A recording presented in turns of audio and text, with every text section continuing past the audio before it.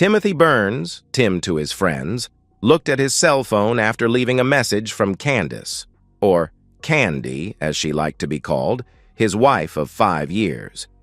He had just landed a service contract with a large company in California that had offices nationwide. He knew his boss, Jake Hudson, would be extremely pleased as the new contract meant a huge expansion in his IT firm. The new contract also meant a huge increase in his salary as well. Maybe now, he thought, he and Candy could finally start their family as they had planned. But he had concerns. Concerns that began niggling in the back of his mind after the camping trip with Jake a little more than a week ago. There was something a bit different about her when they returned from the trip. It seemed that her mind was on something else most of the time, and she had started getting just a bit snippy with him. But there was more. He noticed something else when they got home and had thrown their clothes in the hamper. A pair of her panties had something in the gusset. He picked them up and noticed that whatever it was had already hardened and had a very distinctive odor. Then it hit him, and he felt as if his whole world had collapsed. He had no idea whose fluid was in her panties, though, but he swore to find out the truth. He knew he had a trip coming up to the West Coast, so he visited an attorney to find out what options he had. If Candy was cheating, he thought, that would be the end of their marriage. "Are you sure that your wife is cheating?" Ruby Hawkins asked.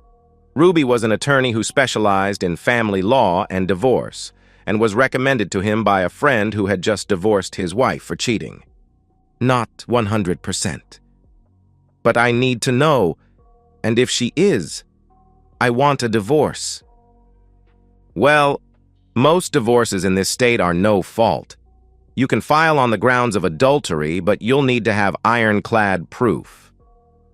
"You mean, like photos or a video?" Tim asked.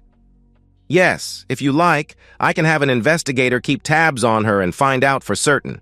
"Yes, please." "What can I expect in a divorce?" Tim asked. "Well, since she makes about as much as you do with her teaching job, there's a chance we can keep you from having to pay her any alimony. You don't have any real estate and you don't have any children, so basically everything will be split 50 by 50.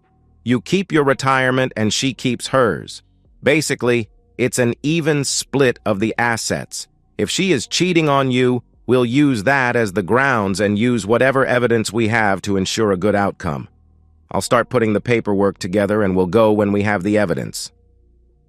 "Okay, go ahead and do it.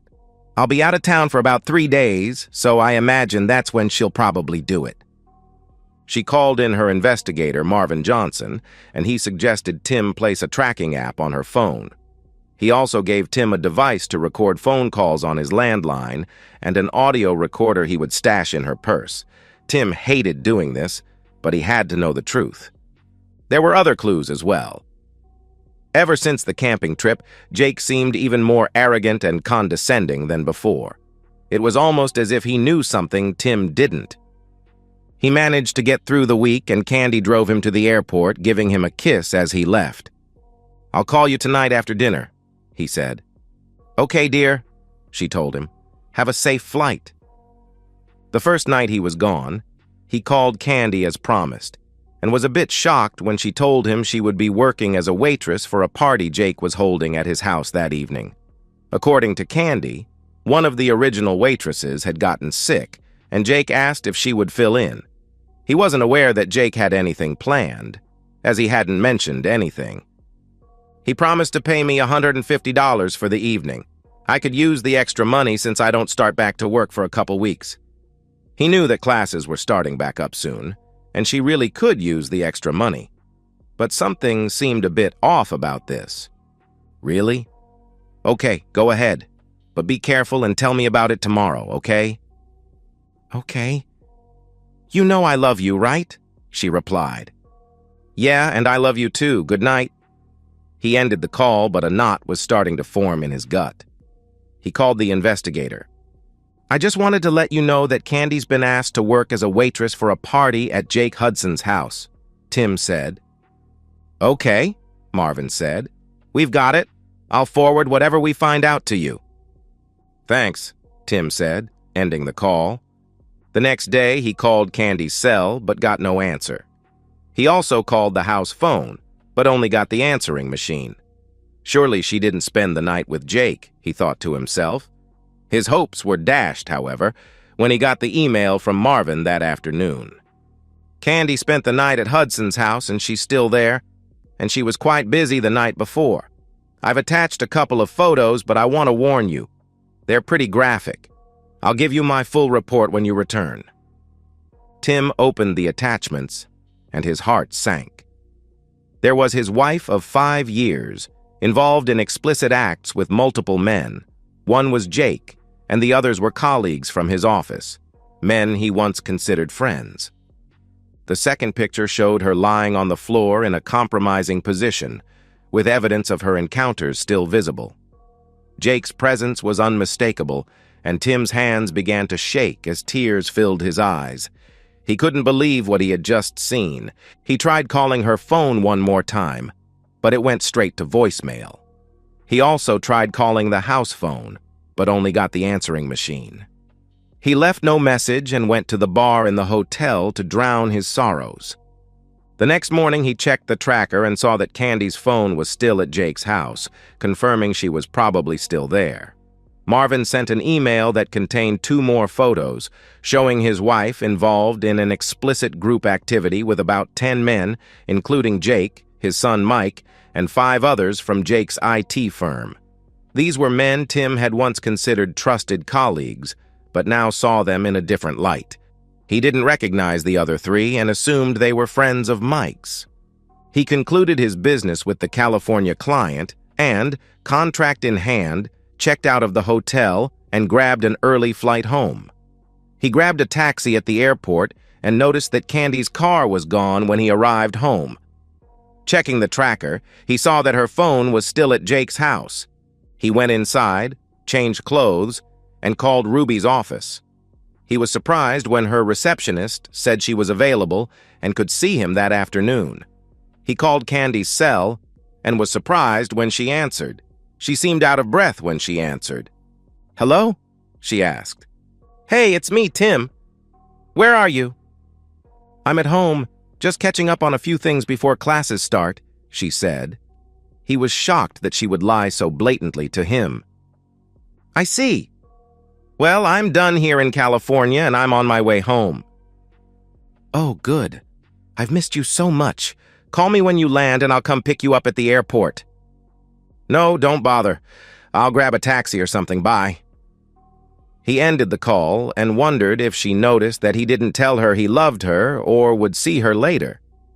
Shaking his head, he left the house and went to see Ruby. Candy looked at the phone after Tim ended the call. He always ended his calls by telling her he loved her, but he didn't this time. In fact, she noticed that he didn't sound very friendly at all. She had every intention of going home after that first night, but being sandwiched naked between Jake and his son felt so good to her that she just couldn't leave. After all, she owed this to herself, she thought. It would all end when classes started back up, she thought, and Tim would never know. She ended up spending the next day and night with Jake and his son, Mike. While Jake went to work for a few hours on the second day, Mike kept her occupied and even invited several of his friends over later for a group encounter. When Jake returned home, she was in bed with Mike. Jake approached her, and she willingly engaged with him as well. After they finished, Jake sat down and looked at her. "So, maybe I should send your husband out more often," he said with a wicked smile. "You do know I have classes starting back up soon," she said, "so I won't be available during the week. I don't dare do anything like this while he's still home." "Why not?" Jake asked. "Maybe he'd actually enjoy seeing you with other men for a change." Jake and Mike both laughed at the remark. "Well, I have to admit, I've gotten used to being with you both," she said. "But I still love Tim, and I don't want to hurt him." "Well, maybe I can make sure that he gets sent out over the weekend," Jake said. "That way you can come over and play house with us." "That sounds like fun," she said, "but he's going to find out at some point." Tim's not stupid, you know.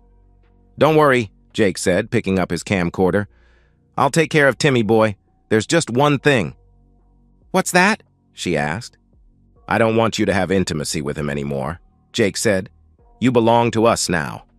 Got it? But how will I do that? She asked.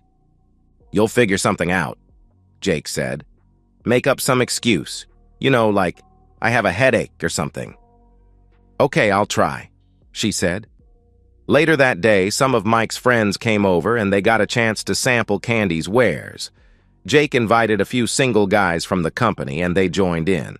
By the time the party ended, Candy had been with several men and fully embraced her new role. She found herself enjoying the attention and indulgence. Tim was a wreck when he saw all the evidence Marvin had gathered. In addition to photos, he had 2 DVDs full of videos starring his wife performing multiple acts with multiple men, things she would never do for him. His love for her had burned away after watching her debauchery. Ruby comforted him as best she could, but it was a lost cause. After 5 years, how could she just turn into such a cheating woman, he wondered. And what did I ever do to deserve this? And what about Jake? He had considered the somewhat older man to be a friend. Now he knew better. I'll go ahead and draw up the papers for divorce citing adultery, Ruby said. If you want, I can also file for alienation of affection against Jake and the men you work with. Those lawsuits usually don't go very far, but I think we can get a good settlement. Do what you have to do, Tim said. Just don't do anything stupid. I don't want to have to bail you out of jail. Tim shook his head. Don't worry, I won't. When can you have the papers ready? I can have everything ready to go in just a couple of days. In the meantime, try to act normal around your wife. I'm not that good of an actor.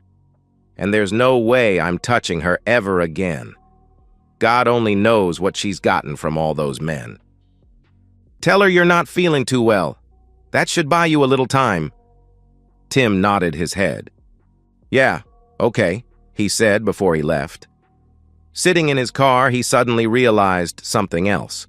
There was no way he could work for Jake anymore, and there was no way he could tolerate being around the men who had cuckolded him. He pulled out his phone and looked through his contacts until he found the number he was looking for. He hit the number and hoped for the best.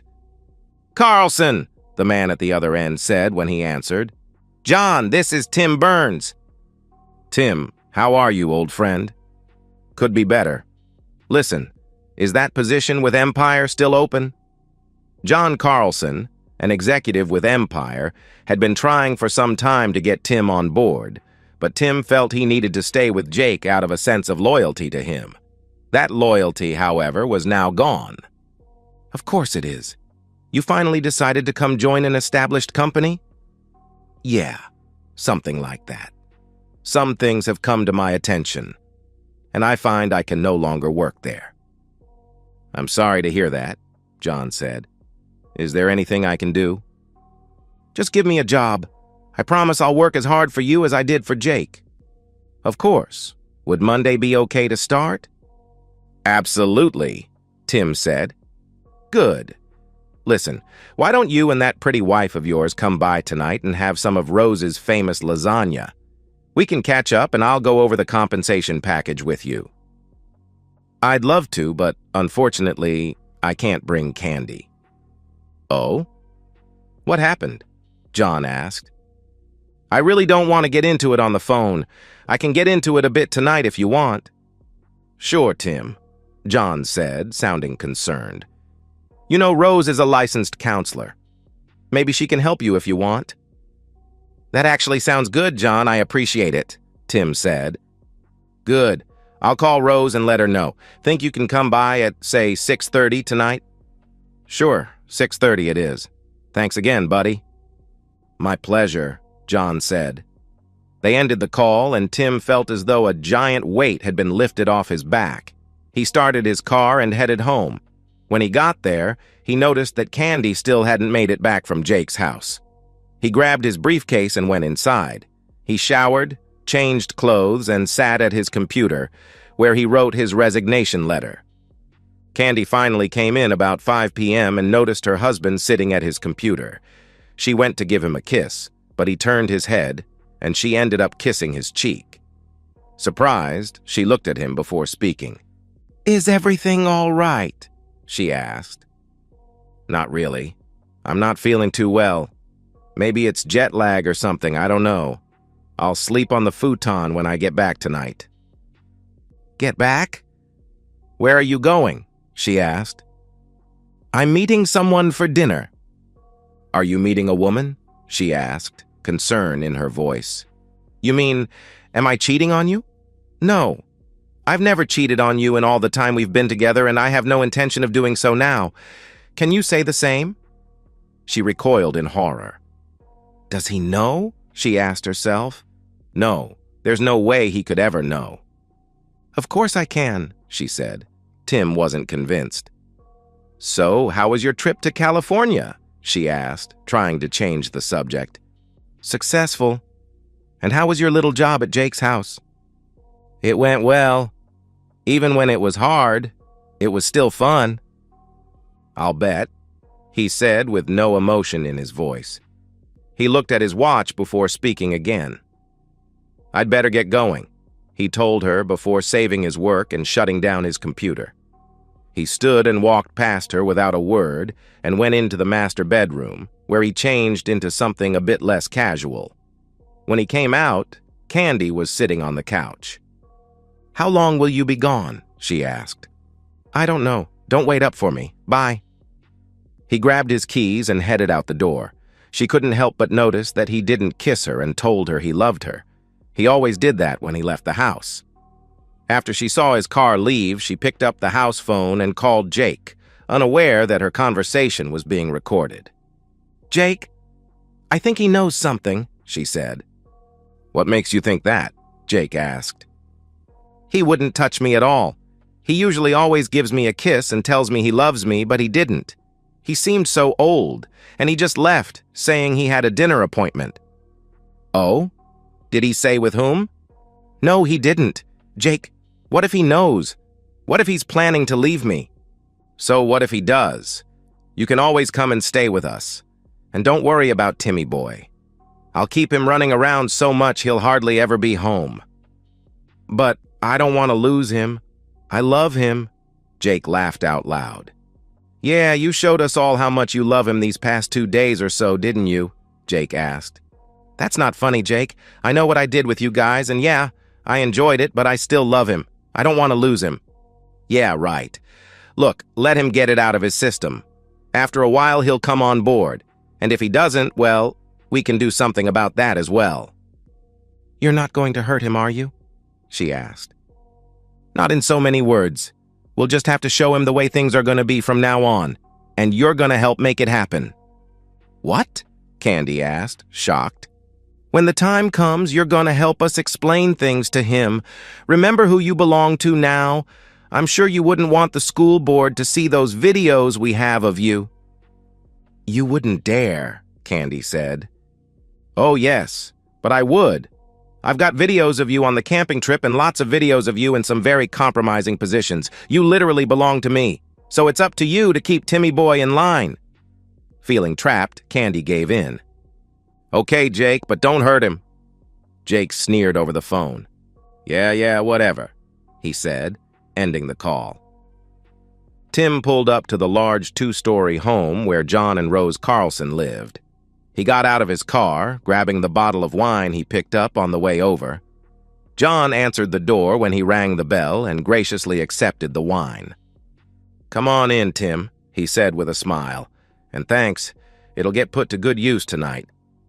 John led Tim into the dining room, where Rose was waiting with her lasagna. "Tim, please meet my wife, Rose. Rose, this is Tim Burns, our brand new account representative." Tim shook Rose's hand as John opened the bottle of wine. "Good to meet you, Tim," Rose said with a smile. "A pleasure to meet you as well, Mrs. Carlson." "Please call me Rose. Mrs. Carlson sounds so formal." They took their seat at the table, and Rose dished out a helping of lasagna as John poured the wine. Tim had never tasted lasagna this good and offered his thanks. "This is the best lasagna I've ever eaten," he said. "I'm glad you like it. It's one of my specialties," Rose replied. "So, Tim, I don't mean to pry, but I'm curious why you decided to leave Jake so fast. Did something happen?" Tim nodded his head before he began. "Yeah, something happened all right," Tim said. "Please, Tim, tell us about it," Rose said. Tim gathered his thoughts for a moment before giving them the story. "Damn," John said. "That's cold. I feel for you, really. I had something similar happen to me, but the circumstances were quite different. So what are you going to do now besides change jobs?" "I've seen an attorney and I'm filing for divorce. My lawyer says it'll pretty much be an even split." "What about counseling?" Rose asked. "Have you considered that?" "It's too far gone. I don't know what got into Candy. It's like she just flipped a switch and became a cheating woman all of a sudden. I never knew she had it in her to be like this." "How are you handling all of this?" Rose asked. "Not too well. My lawyer says I should try to act normal around Candy, but I'm finding it very hard to do that. Right now, I can't even stand to look at her." "Maybe you should consider counseling," she said. "I may do that," Tim said. "Trust me, Rose is the best in the business," John said. "I think she can help you get through this if you want. Besides, it's covered in your benefit package." "That's certainly a plus," Tim said, laughing. "I'm serious. Rose was a godsend when I needed her. I know she can help you as well." He turned to Rose. "Do you think you can fit him in your schedule?" "Of course. I think an hour a week should work. What about it, Tim?" Tim thought about the offer before answering. "Okay, I'll do it," he said. John smiled and patted Tim on the shoulder. "Good man. I'll make sure you get the time you need for counseling. Work it out with Rose and let me know what you come up with." "I will. Thanks," Tim said. "And now, if you don't mind, dear, Tim and I will retreat to my office so we can discuss his new job," John said. "I don't mind at all," she said with a smile. "And I'm looking forward to working with you as well, Tim." "Thank you," Tim said as he stood with John. They retreated to John's home office where he poured them each a sniffer of brandy. They spent the next 2 hours discussing his new job. By the time they were done, Tim felt as if he was taking control of his life again. Tim shook John's hand and headed back home. It was about 10 p.m. when Tim pulled into his driveway. He looked and saw the lights were still on in his apartment. He hoped Candy was there by herself. He got out of his car and went into his apartment and saw Candy sitting on the couch. "So, how did your little meeting go?" she asked. "Very well, thank you. Now, if you don't mind, I'm going to bed. Good night." He went into the second bedroom where his computer was and began to get undressed. "Are you sleeping in here now?" Candy asked from the door. "Yes, I'm still not feeling too good, so I'll sleep on the futon. Is that a problem?" "No, I guess not. It's just that you've been gone for 3 days and I was hoping we could, play around a little bit." "I'm not up to it tonight," Tim said. In reality, the thought of touching her right now made him squeamish. "Okay, maybe tomorrow?" she asked. "I don't know. We'll see." She nodded her head and turned away. She couldn't help but wonder what, if anything, he knew about her activities lately. The next day, he got up before Candy, grabbed his resignation letter, and poured a cup of coffee. He saw Candy's purse on the kitchen counter and grabbed the audio recorder, then downloaded the audio from the previous day's phone call. He left the apartment without saying goodbye or telling Candy that he loved her. She heard the door close when he left and lay in bed, tears falling down her cheeks. When he got to the office, he barely spoke to anyone. He said hello to his secretary, then went into his office and closed the door. He was packing his things when Jake came into his office. "What's this?" Jake asked. Tim reached into his briefcase and pulled out 2 envelopes. "One is the signed contract from California, and the other is my resignation, effective immediately. I believe you owe me a bonus for getting the California account, and you owe me my final pay, with the balance of my vacation time." "Resignation?" Jake asked, shocked. "What the heck? Why are you leaving? I need you." "Seriously? You honestly don't know why? Do you think I'm stupid or something? I'm not.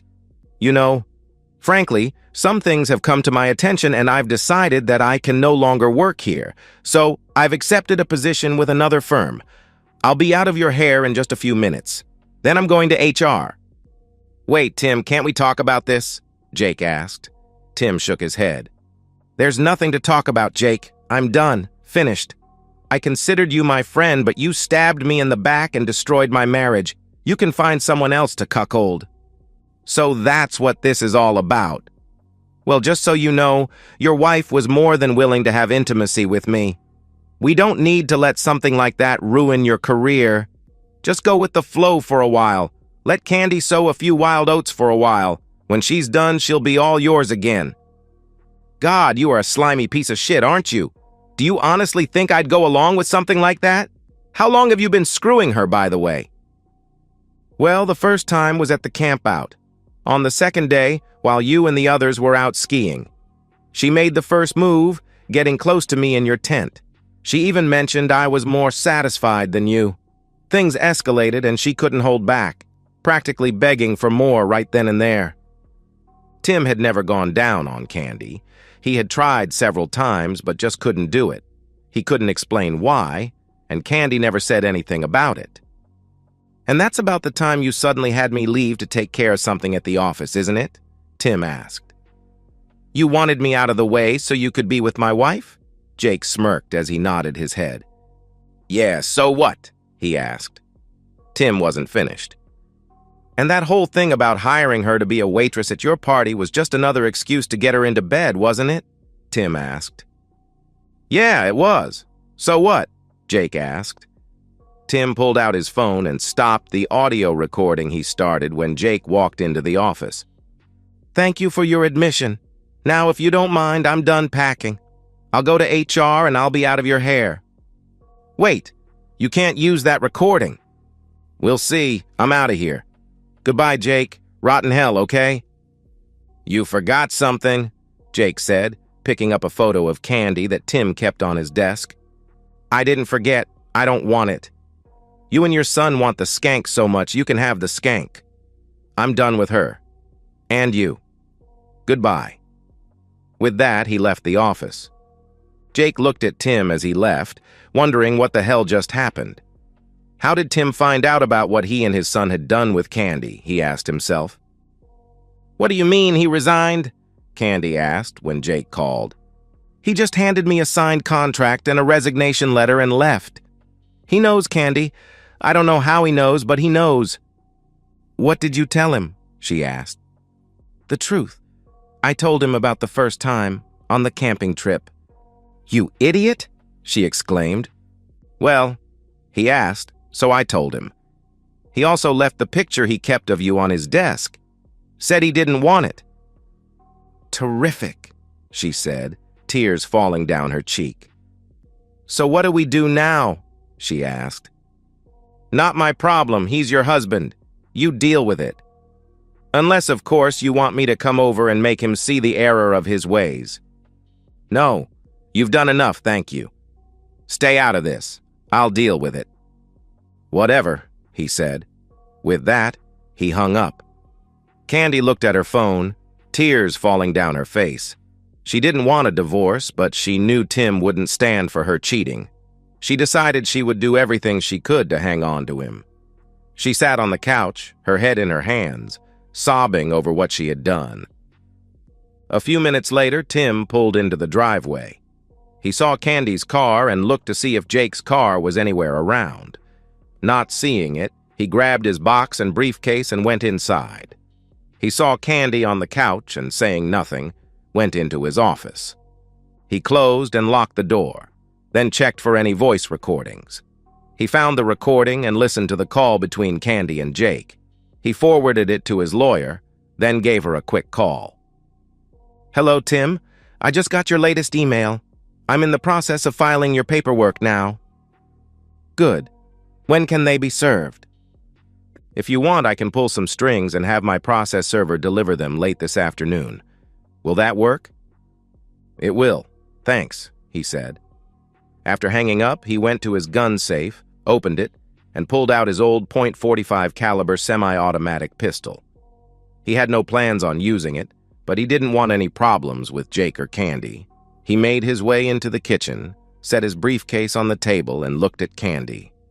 "We need to talk," he said, setting the pistol on the table so he could get to it quickly if he had to. "Is that really necessary?" she asked, pointing at the gun. "I hope not. I just want to make sure, just in case your lover decided to come barging in." "My lover?" she asked. "Don't play coy with me, woman. I'm in no mood for your games. Now sit down. We have a few things to discuss." She sat down, scared, not knowing what her husband was planning to do. "First things first. Later today, someone is going to come by and serve you with papers. Divorce papers." Candy recoiled in shock. "Divorce? Why? I don't want a divorce. I love you." "That's a lie. I know everything about you, Jake, his son, and all the others you've been with these past few days. I've already filed for divorce on the grounds of adultery." "Adultery? You don't have any proof of that." Tim smiled as he pulled out an envelope. He dropped a few time-stamped photos, all of which clearly showed her having intimacy with multiple men, including Jake. "I also have video and audio. Would you like to watch?" She shook her head, knowing it was a lost cause. "Good. Considering the circumstances, I've been more than fair. No support. You get half of what's in the bank. We each keep our retirement, and you can have all your stuff. I've already paid off and canceled your credit card. I have a cashier's check for your half of what's left. There's also a restraining order that says you have to remain at least 500 feet away from me, my residence, and my place of work. So you have from now until you're served to pack your trash." "You're kicking me out?" she asked, tears falling down her cheeks. "That's pretty much the size of it." "But what if I decide to fight the divorce?" she asked. Tim laughed. "I don't think that would be very wise. What do you think the school board would say if some of these photos and videos just happened to appear? Do you think the parents of your students would want someone like you teaching their kids? I know I wouldn't." "You wouldn't dare!" she exclaimed. "You want to take that chance?" Tim asked. Candy looked down for a moment before shaking her head. "No, I don't. I'll need that job." "That's right. You will. There's a couple of other things you should know." "What?" she asked, dejected. "You'll be required to surrender your rings and give up my surname." "My God! You have become a heartless bastard, haven't you?" she asked, pulling her rings off. "Yeah, well, you gave me plenty of reasons. But I just want to know one thing. What happened? How did you go from being a loving, faithful wife to someone who'd throw herself at anyone?" She looked down before responding. "It happened on the second day of the camping trip. You were out on the boat, and I was in the tent. Jake came by and saw me. I had taken off my clothes and was lying there trying to rest when Jake came by and walked into the tent. He seemed embarrassed at first, seeing me naked like that. We started talking, and then he pulled his pants down, and that was it. So, some guy shows up, and just because he's different, you throw everything away," Tim said, his voice full of frustration. "Is that all it took for you to betray me? How many times did you cheat on me during that trip?" "Twice. The first time when you were out water skiing, and the second time when Jake sent you back to the office." Tim shook his head and pointed at the photos. "I see that none of your lovers used any protection. Weren't you worried about getting pregnant or getting something from one of them?" "I'm still on the pill," she replied. "That doesn't mean you can't get pregnant, and you can still get a disease. Is that what you were planning?" "Oh, God, no," she said. Tim shook his head. "You know, in all the time we've been together, I've been hit on a lot by women who look like goddesses compared to you. I turned them all down. Do you know why? Because I thought I had a loving and faithful wife at home and I would never do anything to hurt her. But you didn't even think about what you were doing. You didn't give a damn about what I would feel. I hope it was all worth it to you. Now get your stuff packed. I expect you to leave when you're served. Tim, please. Can't we get some counseling? Please. I'll never do it again, I promise. Can't you forgive me this time? I will never forgive you for what you've done, Tim said, his expression harder than she had ever seen before. Ever. Maybe if you had slipped just once, were raped or drugged or something, I could overlook it. But that didn't happen. From the moment Jake dropped his trousers, you were his willing participant. And I can never forgive that level of betrayal. But don't you love me enough to get past this? She asked. He shook his head. No. Right now, I can't stand the sight of you. The sooner you're out of my life, the better. Now go, start packing. Whatever you leave behind will either get burned, thrown out, or given to Goodwill. Sobbing, she stood up and went into the master bedroom to pack. Tim watched as Candy brought out one full trash bag after another. She stopped once and looked at him. Can you at least help me get this in my car? She asked. Nope. You're trash, you deal with it. And remember, whatever you leave behind will either get burned or tossed. That includes pictures and your wedding dress. You'd burn my wedding dress? My parents paid thousands for that dress. Well, then you'd better take it if you don't want it burned, Tim said. Sobbing, she carried the bag out to her car and came back for another. Damn, Tim asked himself, how much shit does she have? A couple hours later, she sat down at the table, exhausted. I can't fit anything else in the car. Can I come back later for the rest of it, please? No. You won't be allowed within 500 feet of the place. Ask your parents if they'll come by for it if you want. I'll hold off throwing anything out for a few days. Thank you, Tim. I appreciate that. Oh my God, I just thought, what will I tell my parents? Try the truth for a change. Tell them you cheated on me with my boss and others and I kicked you out. Seriously? They'll disown me if I do that. Not my problem. But I guarantee you it'll be a lot worse if you try to make me out to be the bad guy or sugarcoat it with them. You know how your parents feel about lying. About that time, there was a knock at the door. I think that'll be for you, Tim said. Candy went to the door slowly and opened it to find a sheriff's deputy. Candace Burns? He asked. She nodded her head. That's me, she said. Do you have some ID? He asked. She pulled out her driver's license and showed it to him. After he inspected it, he handed it back to her and then handed her an envelope. You've been served, ma'am. There's also a restraining order that requires you to vacate the premises immediately. You can sign the divorce papers now if you wish. She nodded her head and pulled out the divorce paperwork. After looking it over, she asked for a pen and signed the papers. I'll get this back to the attorney. You'll need to leave now. If you try to come back, you'll be arrested and put in jail. Do you understand? Yes, she said, tears falling down her cheeks. She looked back at Tim. I'm so sorry, she said. Yeah, me too. Bye. Goodbye, she said quietly as she left. The deputy looked at Tim and nodded his head before he left. The next few days were hectic for Tim. Candy never tried contacting him, but Jake called the house phone twice and left threatening messages. God damn it, Tim, I know you're there. If you don't drop this lawsuit, I'm gonna come and kick you. Tim smiled, copied the voicemail, and forwarded it to Ruby, who in turn notified the local sheriff's department.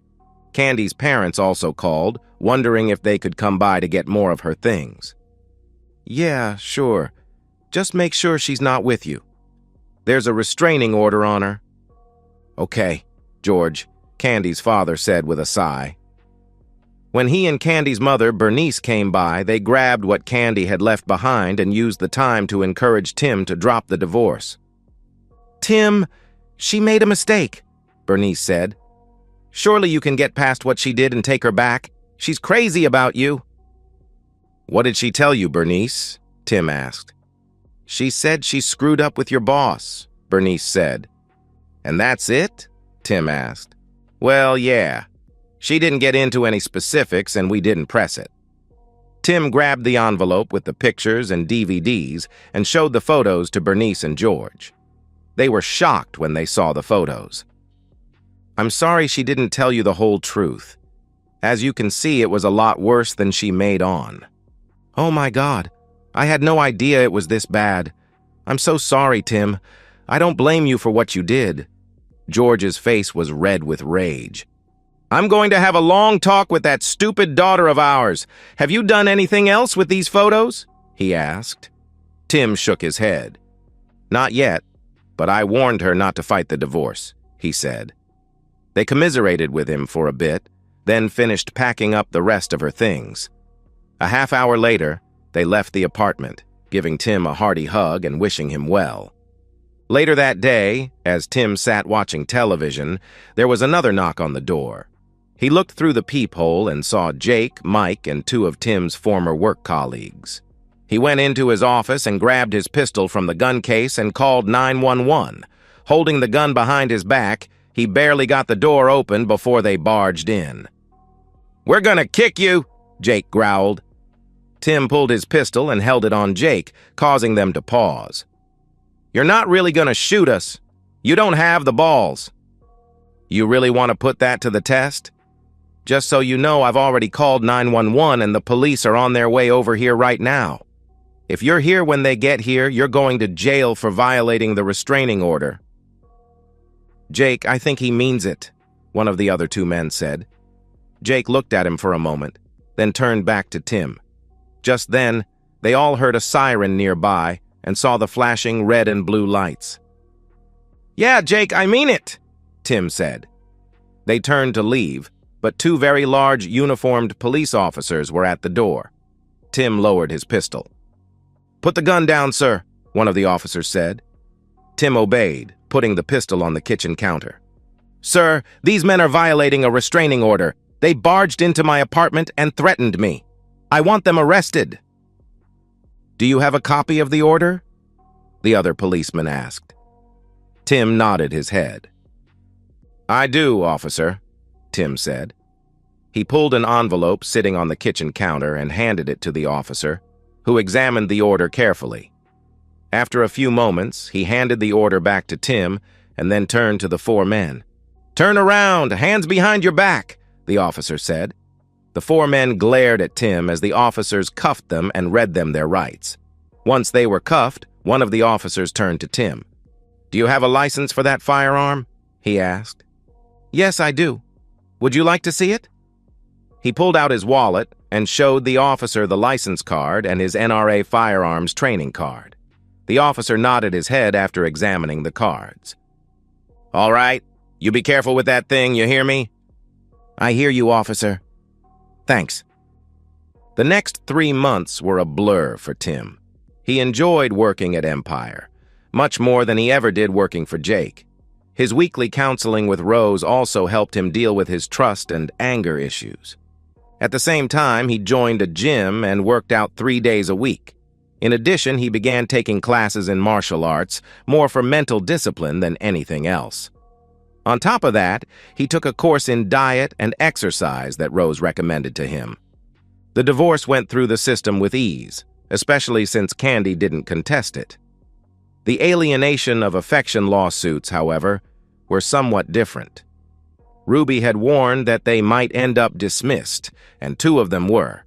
The case against Jake, however, surprised both Tim and Ruby. After listening to testimony, reviewing the evidence Ruby put forward, and reviewing Jake's financial disclosures, the judge summarily found in Tim's favor and ordered Jake to pay $1 million in restitution. He had no kind words for Jake at the end of the trial. "Mr. Hudson, your behavior in this matter is beyond reprehensible," the judge said. "Not only did you take advantage of a man who considered you a friend, you abused your position as his employer in order to deliberately destroy his marriage and his family. I also noticed that you defied the restraining order against you on more than one occasion. Therefore, I find in favor of the plaintiff and order you to pay restitution in the amount of $1 million. Your Honor, this is highly irregular, Jake's lawyer said, standing up. Mr. Winthrop, this court finds Mr. Hudson's behavior not only irregular, but absolutely despicable. The order stands, the judge said. When is this restitution due? Winthrop asked. Immediately, unless of course your client would rather spend some time in jail for contempt. No, Your Honor, my client will pay as ordered, Winthrop said, sitting back down. Good, and may God help you if this check bounces. Case closed. He banged the gavel, ending the hearing. Jake wrote a check and passed it to his attorney, who handed it to the bailiff. After the judge made note of the check, the bailiff handed it to Ruby, who in turn gave it to Tim. To Tim's surprise, the check actually cleared the bank, and he paid Ruby her share of the judgment. While working at Empire, Tim was contacted by several of Jake's clients. It seemed that word of the lawsuit had gotten around, and a number of businesses were leery of doing any further business with someone who deliberately set out to ruin another man's marriage. In their view, a man who would deliberately destroy a friend's marriage simply couldn't be trusted. At the rate things were going, Tim figured that Jake would be out of business within a year. Throughout this time, Tim refused to date, even though he had been approached by several very nice women in the company. In his mind, he would be a married man until he got his final decree. Once that happened, then he would be free to pursue a relationship, but not before. When the final decree finally arrived, he went out to celebrate with some friends from work. Part of that celebration included a lap dance from a very well-endowed stripper. A couple of months after he got the final decree, he received a phone call from Candy's mother. "Tim, this is Bernice. Do you have a few minutes?" she asked. "Sure, Bernice. What's going on?" "It's Candy. She's HIV positive. She just got the test results." "I'm sorry to hear that, Bernice, but to be honest with you, I'm not surprised. Besides, we're officially divorced now, so there's nothing I can do. She's not on my insurance, and I'm not responsible for her." "I know. I was just hoping that maybe you could see it in your heart to talk to her for a little bit." "Well, I guess I can, but I don't know what good it'll do." "Please, just come over and talk to her for a few minutes," Bernice begged. Tim thought for a minute before responding. "All right, I'll come over for a few minutes." "Thank you so much," Bernice said. Tim drove to Bernice and George's house and was shocked to see how thin and frail Candy looked. She started coming toward him, but he waved her off. Saddened, she sat down and invited him to sit on the couch. "You're looking good, Tim. Better than I remember. How are things going with you?" "Good, Candy. New job, new friends, a new outlook on life. How are you doing?" "Not well at all. You know that I'm HIV positive." "That's what your mother said. I'm sorry to hear that, but frankly, I'm not surprised. Do you know when you got infected?" "I think it was one of the days I spent at Jake's. I had a lot of unprotected intimacy with several men that day." "Does Jake know?" he asked. She shook her head. "Not yet. I'll have to tell him so he can get tested as well." "I'm sure he's not going to take it well," Tim said. "No, probably not. Listen, Tim, I just wanted to apologize to you one last time, and I was hoping maybe you could see it in your heart to forgive me for what I did to you. I realize now my actions have destroyed a lot of lives. I could have said no at any time, but I didn't. I was stupid and greedy, and I let my hormones overrule my rational mind. And now I'm paying the price. I had the best husband and partner anyone could ask for, and I threw it all away for something meaningless. I know you're angry, and you have every right to be. But I can't find peace unless I have your forgiveness before it's too late." Tim considered her words carefully. This was the first time he could recall that she actually took responsibility for what she had done, and the first time that she acknowledged what her actions had done to others. Sure, he could continue hating her, but he recalled his sessions with Rose. Holding a grudge against Candy wouldn't help him move on. He nodded his head. "All right, Candy, I forgive you." She began crying as she sat in the chair. He thought about taking her in his arms, and began to stand up, but she waved him off. "Thank you so much, Tim. That means more to me than you know. Listen, I want you to find a woman you can love and trust, marry her, and have children with her. I'm done. I'm finished, but you have your whole life ahead of you, and you deserve to be happy." "Thank you, I'll do that. And if you ever want to just talk, let me know, okay?" She nodded her head as she wiped the tears from her eyes. "I will, Tim. Thank you for coming over and talking with me. I've missed you so much these last few months. I've missed the woman I married.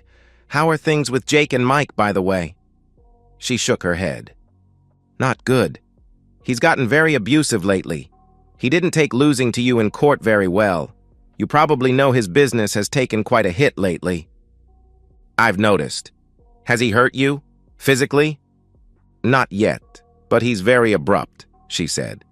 "Do you want me to be with you when you tell him about your diagnosis?" Tim asked. "No, but thanks for asking anyway. This is my responsibility and I need to handle it. You know, I keep thinking that if I had just told him to leave that first day at the camping trip, we'd still be together. That's quite possible, but I have a feeling it would have happened at some point anyway. He'd been after you for quite a while." "I think you're right. Listen, I'm getting really tired and I need to rest before I go back. Thank you for coming over. It really does mean more to me than you know." "You're welcome, Candy. And remember, call me if you just want to talk or something, okay?" She nodded her head weakly. "I will. Goodbye, Tim. Think of me every once in a while, okay?" He detected a bit of finality in her last statement and wondered if she intended to commit suicide. "I will. Just don't do anything stupid, okay?" She smiled. "I won't," she said. He stood and walked to the door. Bernice came over to him before he walked out. "Thank you, Tim," she said, giving him a hug. "This means more to her than you know, and to me as well." "You're welcome, Bernice. Keep an eye on her, okay?" "I will," she said. A couple weeks later, Tim was sitting on his couch, eating dinner and watching the evening news, when he heard a report that caught his attention. The bodies of a local businessman, his son, and a woman believed to be the man's lover were found earlier today in what police believe was a double murder and suicide. Jacob Hudson, president and founder of Hudson Consulting, along with his son and a woman whose identity has yet to be released, were found dead. According to authorities, all three were the victims of gunshot wounds. Police are investigating the incident and more details will be provided as they are released. After recovering from his initial shock, Tim called Bernice. She was sobbing when she answered the phone. "Bernice, what's going on?" he asked. "We just got informed that Candy is dead.